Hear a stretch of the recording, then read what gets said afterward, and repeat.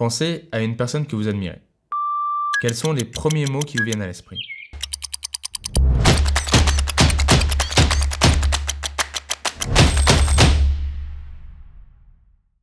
Ces mots, qui nous viennent de manière presque intuitive, ont tous un peu leur part de mystère. Comme quand on regarde un tour de magie, on reconnaît l'exploit, mais on a du mal à expliquer le mécanisme qui se cache derrière. Un premier point de départ, c'est de s'intéresser à la définition du charisme. La nation qui seule est juge approuvera ou repoussera notre œuvre, mais c'est en toute conscience que nous la lui proposons. Comportement qui permet d'influencer les autres en utilisant la logique, les valeurs et les émotions.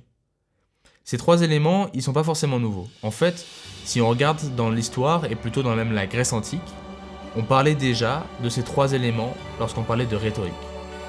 On disait qu'il y avait le logos, le pathos et l'éthos. Logos pour logique, pathos pour l'affect, les émotions, et finalement l'éthos pour l'éthique, les valeurs. Notre maison brûle. Et nous regardons ailleurs. Finalement, il n'y a pas grand-chose de nouveau sous le soleil. Et pourtant, même si on parlait déjà de charisme à l'époque où Vénus était encore une déesse et pas encore une marque de rasoir, ce n'est que récemment que les chercheurs ont commencé à parler du charisme, non pas comme un résultat, mais comme une cause.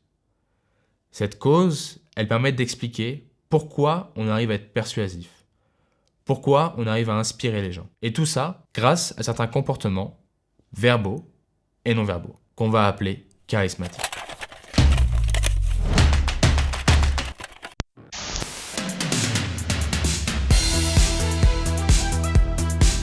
La pyramide SVN. On parle de pyramide Des trucs pointus là. car l'ordre dans lequel vous allez intégrer les différents éléments est très important. Et la structure de votre présentation ou de votre pitch, elle doit répondre à 3 questions. Pour qui? Quoi?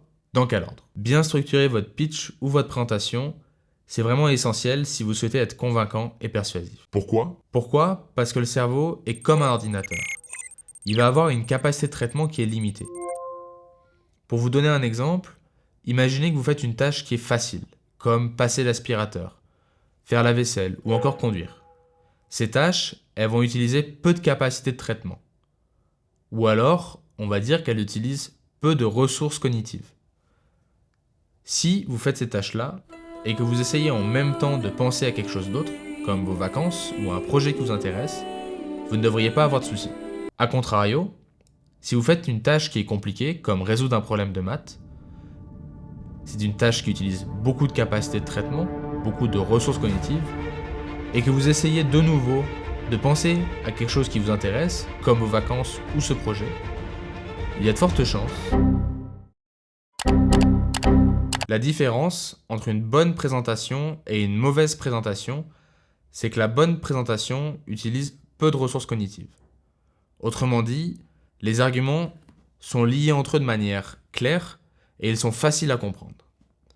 A contrario, la mauvaise présentation, elle, utilise beaucoup de ressources cognitives.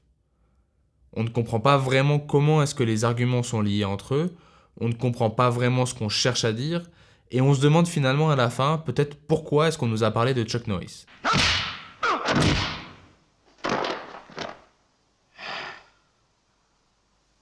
Dans cette partie du cours, ce que je vais essayer de faire, c'est vraiment de vous expliquer comment structurer votre présentation, et je vais aussi vous donner des structures qui sont types, de telle sorte que vous puissiez les utiliser dans n'importe quelle circonstance. Le verbal fait référence à la fois aux mots que vous allez utiliser, mais aussi aux techniques qui vous permettent d'être plus persuasif et plus charismatique. Ces techniques, je vous en parlerai dans la deuxième partie de ce cours. Ce sont vos gestes, votre voix ou encore votre regard qui viendront comme souligner les mots et le message que vous souhaitez faire passer. Est-ce que vous devez soutenir le regard de l'autre ou l'éviter ? Est-ce que vous pouvez utiliser vos gestes pour transmettre un message ? Don't let anyone ever tell you that this country isn't great. Ou alors, comment est-ce que vous pouvez utiliser votre voix pour essayer de marquer une émotion? Et alors, mais quel rapport entre le fromage et le mysticisme? Alors Dali a répondu une chose sublime. Il a dit parce que Jésus, c'est du fromage. Ce sont à ces questions que j'essaierai de répondre pendant la 3e partie du cours. Et le but pour moi, ce sera vraiment de vous donner la possibilité de maîtriser votre comportement non verbal afin de délivrer votre message.